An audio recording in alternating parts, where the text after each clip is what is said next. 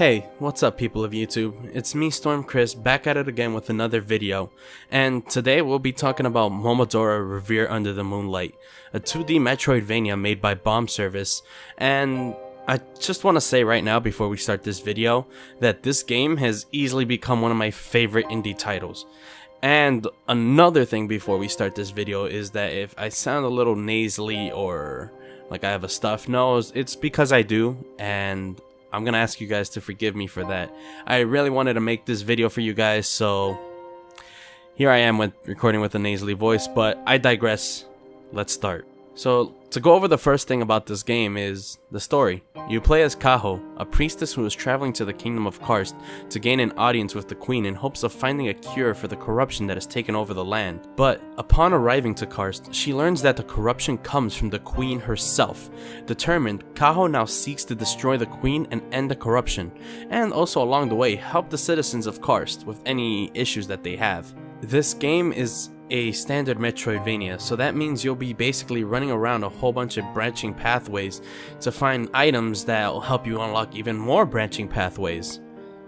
Our hero Kaho is equipped with a bow that has infinite arrows that you can charge and upgrade the level to charge it to a second level, and a leaf that she can use to swipe away at enemies. And if you don't think that is the tightest shit in motherfucking modern video games, then get the fuck out of my video, you worthless piece of...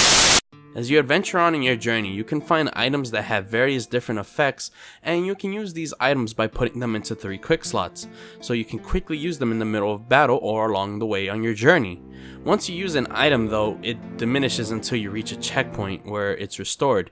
And trust me, you'll be using these items a lot, because though the game is not relatively difficult, the enemies do a lot of damage. If you time an attack wrong or jump at the wrong place, you'll be watching your health drop. But don't worry, you yourself do a lot of damage too.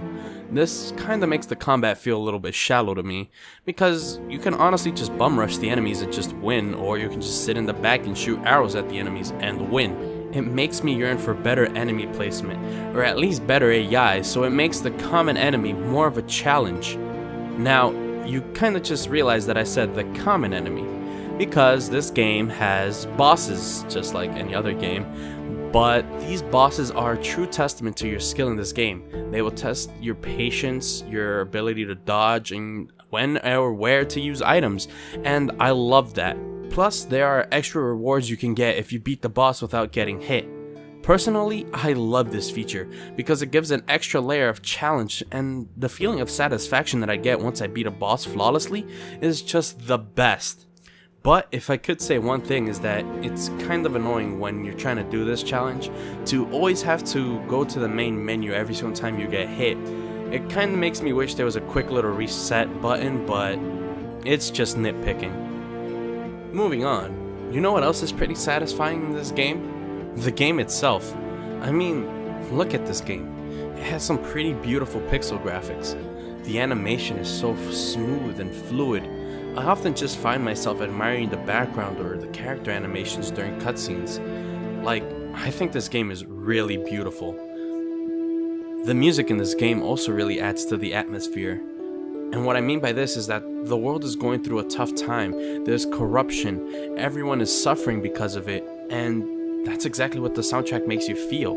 Even though it's really ominous or quiet music that plays in the background, it lets you feel what's going on in the world, and I love it about it. Momodora Reverie Under the Moonlight is a pretty solid game, regardless of its flaws. Its gameplay, story, music are all so good that it makes a fine journey from start to end. There could be more done to the game to fine-tune it towards perfection, but as it is right now, Momodora Reverie Under the Moonlight is a great game to buy if you're in the mood for a solid Metroidvania game, or better yet, a solid game in general.